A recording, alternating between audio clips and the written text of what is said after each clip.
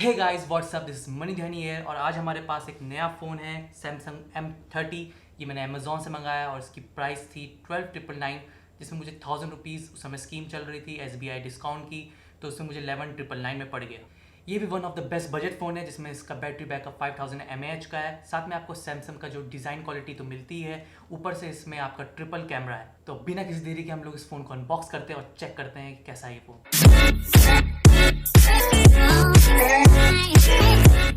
तो आइए इसमें यहाँ पे हम लोग अपनी अनबॉक्सिंग स्टार्ट करते हैं।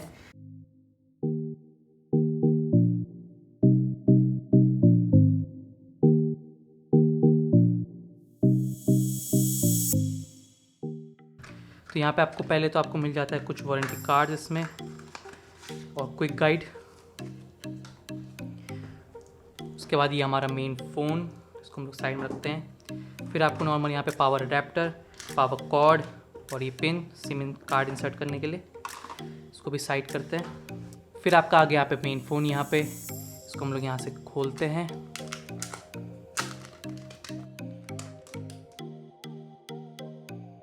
तो अगर हम सैमसंग की फ़ोन की बात करें तो होल्ड करने में हमेशा से सैमसंग का फ़ोन अच्छा प्रीमियम लुक देता है। और इसका हम लोग डिज़ाइन की बात देखें तो बहुत ही अच्छा डिज़ाइन है, बहुत ही अच्छा कलर है इसका। उसके बाद अगर हम लोग देखी जाए इसकी स्क्रीन कितनी बड़ी है, तो इसकी स्क्रीन है 16.21 सेंटीमीटर की फुल एचडी स्क्रीन है। साथ में आपको SAMOLED इंफिनिटी यू डिस्प्ले मिलता है इसके।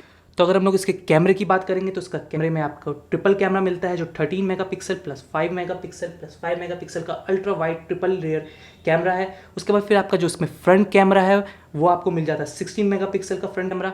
जो इसमें बात की गई है इसके कैमरे की, तो इसका कैमरे का f1.9 अपर्चर है, जो लो लाइट फोटोग्राफी के लिए बहुत ही अच्छा माना जाता है। बाकी इसमें हम लोग अभी कुछ टेस्ट शॉट्स लेंगे, इसमें पता चलेगा कितना अच्छा ये परफॉर्म कर पाता है लो लाइट पे। तो पहले हम लोग अब इस फ़ोन को स्टार्ट करते हैं। बाकी ये एक 4G फ़ोन है जिसमें आपको डुअल सिम मिल जाता है।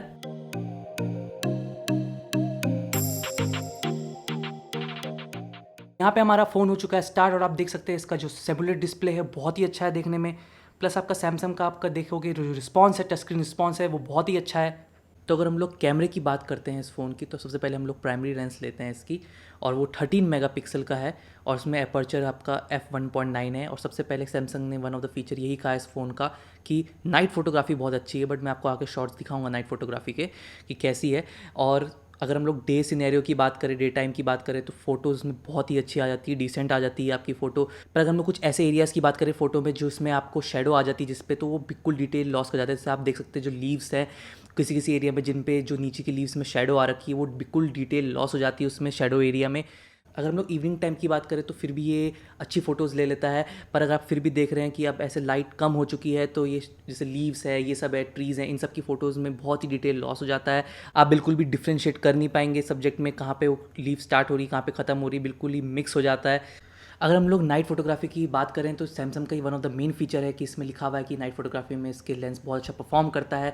और इसका प्राइमरी लेंस का एफ स्टॉप भी 1.9 इसलिए बनाया गया कि नाइट फोटोग्राफी में हेल्प करे। पर ये जो आप टेस्ट शॉट देख रहे हैं नाइट का प्राइमरी लेंस से, इससे आपको साफ पता चल रहा है कि कितना इमेज लूज़ कर चुकी है अपनी क्वालिटी। ऊपर से जो आपका इतना नॉइस इंट्रोड्यूस हुआ है इस फोटो में कुछ भी आप देख सकते हैं डिटेल नहीं है, ना कोई शार्पनेस है, जिसकी वजह से फ़ोटो बिल्कुल ही ब्लर्ड आ रही है और ऐसा लग रहा है बिल्कुल सब कुछ मिक्स है सब। तो अगर हम लोग तीनों फ़ोटोज़ को कंपेयर करते हैं प्राइमरी लेंस के, तो आप देख रहे हैं कि मॉर्निंग में आपकी फिर भी डिसेंट फ़ोटोज़ आ जाती हैं और इवनिंग में थोड़ा डिटेल आपकी कम होती है, बट फिर भी आपको देखने लायक फ़ोटो है, काम चलाने लायक फ़ोटो है। पर नाइट में तो ये बिल्कुल भी इसका कैमरा अच्छे से परफॉर्म नहीं कर पाता है। तो नाइट फोटोग्राफी तो आप इससे नहीं कर सकते हो। अगर हम लोग वीडियो की बात करते हैं इसके प्राइमरी लेंस से, तो 1920x1080 आपका रेजोल्यूशन आता है वीडियो से, जो 30 FPS पे शूट होता है। और मैंने देखा है वीडियो जो क्वालिटी है इसकी फिर भी अच्छी परफॉर्मेंस है इसकी वीडियो क्वालिटी की लाइट में, और आप थोड़ा सिनेमैटिक टाइप का भी फील आ जाता है वीडियो में। पर आपको लाइटिंग वाइटिंग अगर आपके पास एडिटिंग ऐप है तो उससे अच्छे से कंट्रोल होकर और अच्छी पिक्चर बन सकती है। तो हम लोग अब बात करते हैं इस कैमरे की अल्ट्रा वाइड एंगल लेंस की, जो है 5 मेगापिक्सल का। अल्ट्रा वाइड जो लेंसेज होते हैं उनको पहले ही ज़्यादा मेगापिक्सल का कैमरा चाहिए होता है, पर इसमें 5 मेगापिक्सल इसके लिए बहुत कम है। इसका फील्ड ऑफ व्यू भी 123 डिग्रीज़ है। और हम लोग अगर बात करें कि इसमें जो डिटेल जो प्रोड्यूस होती है फ्रेम की, वो बहुत ही लैग करती है। अगर हम लोग बहुत ही क्लोज शॉट ले रहे हैं किसी सब्जेक्ट का, तो उसमें आपको साफ पता चल जाएगा कि कितनी डिटेल लूज़ हो गई है। तो आप डे टाइम में इसको फिर भी लैंडस्केप के लिए आप इस्तेमाल कर सकते हैं। कलर फिर भी ये कंजर्व अच्छा कर लेता है। अब बहुत लोग आप लोग ये शॉट देखकर ये भी बोलेंगे कि बहुत डिस्टॉर्शन भी है इमेज में, तो वो बिल्कुल सही बात है, क्योंकि वैसे भी जो वाइड लेंसेज होते हैं वो डिस्टॉर्शन प्रोड्यूस करते हैं और ऊपर से इसका जो मेगापिक्सल भी बहुत कम है, तो इसकी वजह से ये बहुत ही इसमें आपको दिखेगा कि डिटेल और शार्पनेस बिल्कुल भी नहीं है इस इमेजेस में। आप इस इमेज को थोड़ा बहुत ठीक कर सकते हैं अगर आपके पास एडोब लाइटरूम मोबाइल है, तो अगर आप उसमें डाल के पिक्चर को फिर भी आप थोड़ा बहुत ठीक कर सकते हैं इसका डिस्टॉर्शन और शार्पनेस। ऊपर से अगर इस वाइड एरिया जो लेंस है उसके अगर हम लोग वीडियो की बात करें तो डे टाइम में आप देख सकते हैं थोड़ा बहुत ठीक परफॉर्मेंस दे देता है, पर जितना भी आप देख रहे हैं लीव्स एंड जो प्लांट्स आप देख रहे हैं तो कितना ये मिक्सड है, शार्पनेस बिल्कुल भी नहीं है, डिटेल बिल्कुल भी नहीं है किसी भी सब्जेक्ट में। तो ये प्रॉब्लम तो है क्योंकि ये 5 मेगापिक्सल का ही कैमरा है। ऊपर से मैं आपको एक और चीज़ बताना भूल चुका हूँ कि इस फ़ोन में कोई भी टाइप का इमेज स्टेबलाइजेशन नहीं है, चाहे आप फ्रंट कैमरे की बात करें, चाहे आप प्राइमरी कैमरा की बात करें, चाहे आप वाइड एरिया लेंस की बात करें, तो बिल्कुल भी इसमें इमेज स्टेबलाइजेशन नहीं है। तो आप देख सकते हैं कितना मूवमेंट है, वाइब्रेशन रहता है। अगर हम लोग बात करते हैं इसके फ्रंट कैमरे की तो वो है 16 मेगापिक्सल का और इसमें जो अपर्चर है वो है f2.0 का। तो अगर आप ये देख रहे हो जो ये फ्रंट कैमरे से जो मैंने पिक्चर ली है इसमें कितने अच्छी तरीके से इसने सारे कलर्स और फेस में जो राइट एक्सपोजर चाहिए वो फोटो के लिए वो बिल्कुल इसने रिटेन करके रखा हुआ है। मैंने कुछ बाहर भी शॉट्स लिए थे सनलाइट में तो उसमें कुछ ज़्यादा ही लाइट हमारी फ़ोटो में आ जा रही थी। इसमें कोई इमेज स्टेबलाइजेशन तो जैसे मैंने आपको बताया वही कुछ तो है नहीं, बट इसमें सेंसर आपको मिल जाता है सीमॉस का। बाकी आपको कैमरे में इसमें एक्सपोजर कंपनसेशन और आईएसओ कंट्रोल भी आपको मिल जाता है, आप कंट्रोल कर सकते हैं, एडजस्ट कर सकते हैं लाइट। तो उसकी वजह से आप देख सकते हैं ये फ्रंट सेल्फी में तो बहुत ही अच्छा फोटो आई हुई है। बाकी इसमें जो फ्रंट कैमरे में एक और मोड है वो है आपका पोर्ट्रेट मोड। तो पोर्ट्रेट मोड में आप देख सकते हैं कि लाइट थोड़ा ज़्यादा आ चुकी है आपके फ़ोटो में, बट ओवरऑल अच्छे से इसने पीछे बैकग्राउंड को ब्लर किया हुआ है। थोड़ा ज़्यादा ब्राइटनेस और नॉइज़ के चक्कर में आपका थोड़ा मिक्सअप हुआ है, डिटेल ब्लर थोड़ा हुआ है आपका साइड में। अगर आप देख सकते हैं फेस के जो एजेस है वो थोड़े ब्लर हो रखे हैं, बट स्टिल हमारी फिर भी बहुत अच्छी फ़ोटो आ चुकी है। अगर लाइट में फ़ोटो खींच रहे हैं तो बहुत अच्छा परफॉर्म कर पा रहा है इसका फ्रंट कैमरा। तो मैंने ये दोनों फोटो कंपेयर भी कर रखी है, तो आप देख सकते हैं कि इसका जो नॉर्मल अगर फ्रंट कैमरे से आप खींचते हैं तो अच्छे से लाइट एक्सपोजर आपका मेंटेन रहता है, रिटेन कर पाता है। पर अगर आप लोग पोर्ट्रेट मोड से खींचते हैं इसके फ्रंट कैमरे से तो थोड़ा बहुत एक्सपोजर इसमें ज़्यादा हो जाता है फेस पे, तो वो आपको थोड़ा बहुत आप सेट करना पड़ेगा, आपको कंट्रोल करना पड़ेगा एडजस्टर से। ये बिल्कुल भी एडजस्ट नहीं किया गया है। तो मैंने नाइट परफॉर्मेंस टेस्ट करने के लिए फ्रंट कैमरे से एक और फोटो ले ली थी और आप देख सकते हैं कि ये नाइट में बिल्कुल भी अच्छा परफॉर्म नहीं कर पा रहा है इसका फ्रंट कैमरा, जैसे इसका प्राइमरी कैमरा नहीं कर पा रहा था। सारी जो फोटोज़ हैं सब्जेक्ट है वो सारे ब्लर हो गए हैं, डिटेल सारा लॉस हो गया है, नॉइज़ भी बहुत आ चुका है। पर हमारा मेन यही है कि सारा शार्पनेस डिटेल कुछ भी नहीं रहा है रिटेन इस फोटो में। तो ये इस नाइट परफॉर्मेंस के लिए या नाइट सेल्फीज़ के लिए बिल्कुल भी अच्छा नहीं है। आपको लाइट की तो बहुत ही ज़रूरत पड़ेगी अगर आपको सेल्फी लेनी है। तो यहाँ पे अगर हम लोग उसके प्रोसेसर की बात करें तो हमें यहाँ पे मिल जाता है 1.8 गीगाहर्ट्ज़ से 1.6 गीगाहर्ट्ज़ का ऑक्टा कोर प्रोसेसर जो Exynos का 7904 है। अगर हम लोग यहाँ पे रैम की बात करें तो यहाँ पे हमारी 4 GB रैम है और 64 GB हमारा मेमोरी स्टोरेज है जो कि हम एक्सपेंड कर सकते हैं 512 GB तक। अगर हम लोग उस फ़ोन की डिस्प्ले क्वालिटी की बात की जाए तो इस फ़ोन का जो डिस्प्ले बहुत ही अच्छा है। इसमें फुल HD जो इसका डिस्प्ले है इसमें देखने में बहुत ही अच्छा लग रहा है। नेटफ्लिक्स भी मैंने चला के देखा तो उसमें वीडियो क्वालिटी बहुत ही अच्छी दिखती है, बहुत ही डिटेल दिखती है। डिस्प्ले के मामले में तो इसको थम्स अप है।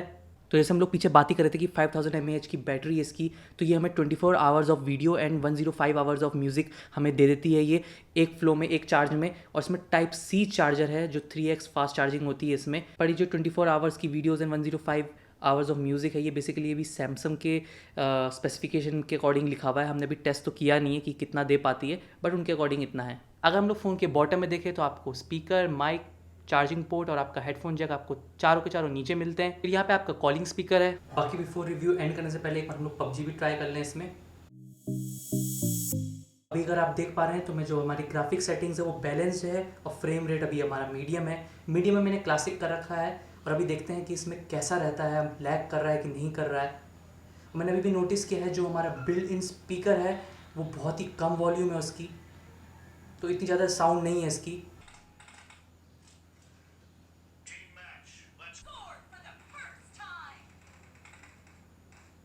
तो आइए जरा एक मैच टीडीएम खेल के देखते हैं कि कैसा इसका रहता है एक्सपीरियंस। आपने देख लिया कि बैलेंस ग्राफिक है, मीडियम फ्रेम रेट है, पर फिर भी थोड़ा सा लैग फील होता है खेलते हुए।